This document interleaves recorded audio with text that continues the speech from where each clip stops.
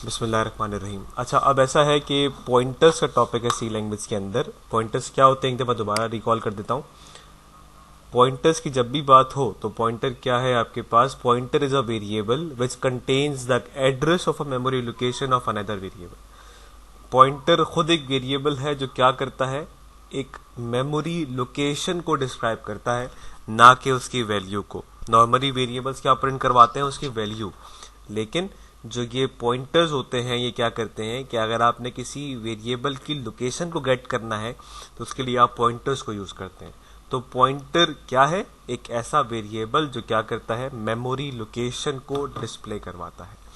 ठीक है। If one variable contains the address of another variable, the first variable is set two point two the second variable. मतलब कि अगर आपने किसी सेकंड वेरिएबल की एग्जैक्ट लोकेशन या मेमोरी को फेच करवाना है किसी दूसरे वेरिएबल के थ्रू, तो आप उसके लिए क्या करते हैं, ये हम इसको प्रैक्टिकली करके देखेंगे तो बिल्कुल समझ में आ जाएगा ये। A pointer provides an indirect method of accessing the value of a data item. ये वही वाली बात आ गई कि आप डायरेक्टली उस चीज को नहीं फैच करवा रहे क्योंकि उसके अंदर पहले वैल्यू रखी हुई है, तो आपको वैल्यू नहीं चाहिए, आपको उसकी मेमोरी चाहिए कि वो लोकेशन पे किस जगह पे एक्सेस करता है। जैसे याद होगा मेरे के अंदर उसका इंडेक्स नंबर फैच करवाते थे कि वो कौन से इंडेक्स पे लाए करता है। इस तरीके से यहाँ पर भी। ठीक है। अच्छा भाई, अब किस तरीके से आपने करवाना है इसको, वो हम काम यहाँ पे करते हैं। वालेकुम सलाम। ठीक है। अब किस तरीके से करते हैं, और यहाँ पर देखें एक और बात, पॉइंटर इस्तेमाल किस लिए होता है, ये एमसीक्यूज में काफी आता है। To return more than one value from a function. इसको अपने पास मार्क कर लीजिएगा, ये एमसीक्यूज में काफी इस्तेमाल आता है पेपर के अंदर। To pass array and strings more conveniently from one function to another. क्या आप क्या कर रहे हैं, एरे और स्ट्रिंग के थ्रू बहुत आसानी से डाटा एक फंक्शन से दूसरे में ट्रांसफर करवा सकते हैं। इसको ही मार्क कर लीजिएगा। ये डायरेक्ट मेमोरी एलोकेशन जो है ये आपके पास एमसीक्यूज में आ जाता है। To allocate memory and access it. अगर आपने किसी जगह पे पास करवाना है और उसकी वैल्यू को एक्सेस करना है तो आप उसके लिए पॉइंटर्स को यूज करते हैं। ठीक है। इसको प्रैक्टिकली परफॉर्म करते हैं तो ये प्रॉपरली समझ में आ जाएगा।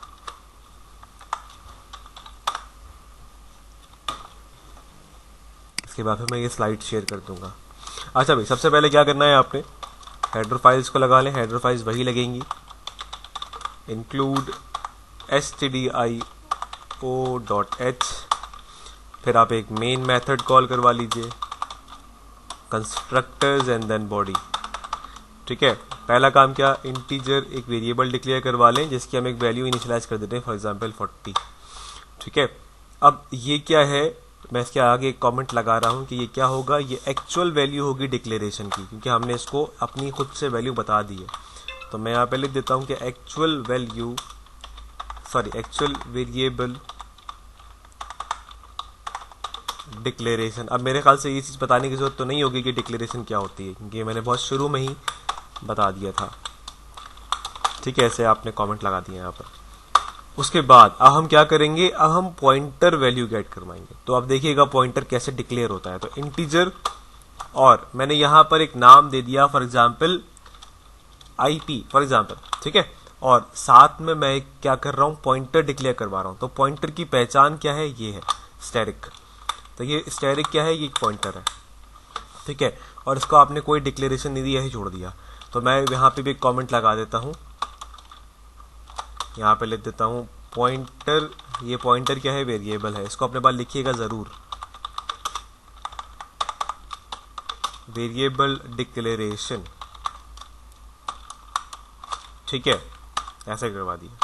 अब मैंने क्या करवाया, पॉइंटर की वैल्यू को वेरिएबल में होल्ड करवाना है, एड्रेस को होल्ड करवाना है। अब वो किस तरीके से करवाएंगे, तो आपने पहले उस पॉइंटर का नाम लिखा, IP इज इक्वल्स टू। अब हम क्या करेंगे, मैंने यहाँ पे क्या करा, क्योंकि आपको एक बात बताई थी कि वैल्यू को गेट करने के लिए हम क्या यूज करते हैं, एम्परसेंड यूज करते हैं। और साथ में आपने क्या कर दिया, एक नाम दे दिया जो कि हमने ऊपर वेरिएबल का दिया था, मैंने VAR दे दिया। ठीक है, एक नाम जो मैंने ऊपर डिक्लेयर करवाया था, अब उस वाली वैल्यू को मैंने यहाँ पर होल्ड करवा दी। इसको भी मैं कॉमेंट लगा के दे रहा हूँ, और यहाँ पे लिख देता हूँ store address of variable in pointer variable. ठीक है, ऐसे करवा दिया। सॉरी, अगर ऐसे कमेंट लगा के आप अपना लिखेंगे भी ना तो आपको याद रहेगा बाद में। अब मुझे क्या करवाना है, मैंने कहा मैं पहले क्या करवा रहा हूँ, मैं डायरेक्टली उसके वेरिएबल की का जो एड्रेस है वो प्रिंट करवा रहा हूँ। तब वो कैसे होगा, वो तो बिल्कुल सिंपल सही है। तो आप कैसे करवाया जाएगा, आप सिंपल यहाँ पे आके लिखिए प्रिंट एफ कंस्ट्रक्टर टर्मिनेटर, अंदर आके यहाँ पे लिख दें एड्रेस ऑफ वेरिएबल। अब मैंने आगे यहाँ पे लिख दिया पूरा भी, क्योंकि वो वेरिएबल का नाम आ गया और बराबर मैंने इसकी वैल्यू दे दी। लाइन चेंज करवा लें। और अब याद रखिएगा, कभी भी इस तरीके से आपने किसी एक्चुअल वैल्यू को प्रिंट करवाना हो, ठीक है, और अगर आपके पास कोई ऐसी वैल्यू हो जिसके साथ में पॉइंटर होल्ड हो रहा हो, तो उसके लिए आप एक्सेस मॉडिफायर यूज करते हैं %x, ठीक है, और साथ में आप इसकी लाइन चेंज करवा दें, ठीक है, कॉमा। और यहाँ पे आप क्या कर देंगे, आपको वो वाली वैल्यू गेट करवानी है तो आप क्या करवा देंगे, क्योंकि आपने वैल्यू वहाँ पे होल्ड करवाई हुई है तो m% और उस वाली वैल्यू को यहाँ पर आप होल्ड करवा दीजिए ऐसे करके, ठीक है। तो आपने यहाँ पर होल्ड करवा दिया इसको। ये क्या करेगा उस, क्योंकि सामने यहाँ पे कमेंट लगाने की जरूरत नहीं है क्योंकि हमने यहाँ पे लिख दिया है इसको। उसके बाद आपने क्या करा, अब मैं यहाँ पे एक लिख रहा हूँ, अब वो जो एड्रेस हमने स्टोर करवाया था वेरिएबल के अंदर वो कैसे गेट करवाएंगे। तो मैं यहाँ पर कमेंट लगा रहा हूँ पहले कि address stored in pointer variable. आप ऐसे लिखवा ले इसको, यहाँ पे लिख दिया आपने ताकि आपको पता चल जाए। अब प्रिंट एफ करा आपने, दोबारा वैल्यू को प्रिंट करवानी है, कैसे करवाएंगे, यहाँ पे लिखे एड्रेस स्टोर्ड इन, कहाँ पे होल्ड करवाया हुआ था, आईपी के अंदर, तो सिंपल यहाँ पे लिखे आईपी वेरिएबल, ठीक है। आपने क्या करना है, आपने यहां पर दोबारा, क्योंकि वो पॉइंटर वैल्यू है तो %x ऐसा आपने यूज कर लिया, %x, साथ में लाइन चेंज करवा दीजिए यहां पर, और यहां पर क्या हो जाएगा IP। अच्छा भाई, आपने क्या करा, यहां से आपने इसकी वैल्यू गेट करवाई। अब लास्ट में आप क्या करवा लें, वैल्यू को एक्सेस करवाएंगे। तो मैंने यहां पे लिख दिया access the value using the pointer, क्योंकि हमने पॉइंटर में क्या करवाया हुआ है, पॉइंटर का काम ही क्या होता है कि आपको वो वैल्यू एक्सेस करके देता है। तो यहाँ पर क्या हो जाएगा, आपने अब इसकी वैल्यू को एक्सेस करना है। तो ख्याल रखिएगा कि सिंटेक्स क्या है कि आप किसी पॉइंटर की वैल्यू को गेट कर सकें। तो प्रिंट एफ कंस्ट्रक्टर, मैं यहाँ पे लिख देता हूँ द वैल्यू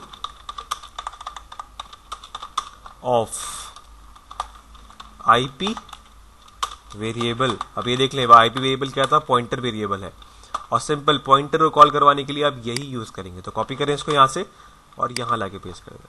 ये क्या करेगा, आपको वो वाली लोकेशन लाके दे देगा टर्मिनेटर, और लास्ट में क्या करवा देंगे आप, रिटर्न 0 टर्मिनेटर।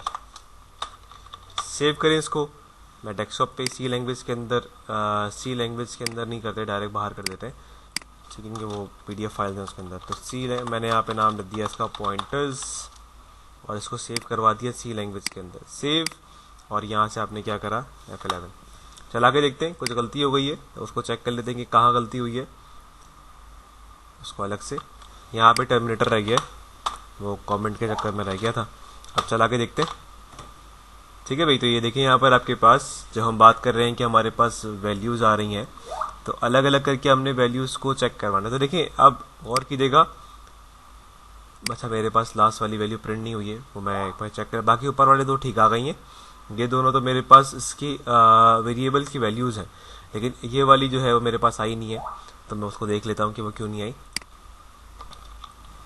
यहाँ पे गलती ये करी थी कि मैंने बस यहाँ पे सिंपल %d लिखा नहीं, वो %d लिखा नहीं तो उसने वैल्यू भी नहीं दी आपको, सही है, बस ये सिंपल सी चीज़ थी। चला के देख ले, ये देखें आपके पास यहाँ पे ये उस वाली वेरिएबल की वैल्यू आ गई और ये इसका एड्रेस आ गया, ठीक है। तो आप देखें ये वेरिएबल का एड्रेस सेम बिल्कुल उठा के दे रहा है आपको, ठीक है। तो ये क्या है, इसकी मेमोरी है, ये मेमोरी लोकेशन है कि किस जगह पे वो एक्सेस कर रहा है, किस जगह पे वो है, और ये क्या है, इसकी वैल्यू, एक्चुअल वैल्यू है। तो एक्चुअल वैल्यू के साथ में अगर आपने किसी एड्रेस को भी कॉल करवाना है, मतलब आप चाहते हैं कि ये पता चल जाए कि वो रैम में किस जगह पे होल्ड हुआ है, तो उसके लिए आप क्या करते हैं, आप उसके लिए पॉइंटर्स को यूज करते हैं। तो pointer is used to access the memory location of a specific variable. तो आप किसी भी वेरिएबल को अगर फैच करवाना चाहते हैं कि वो किस जगह पे एलोकेट है, तो उसके लिए आप पॉइंटर्स को यूज करते हैं।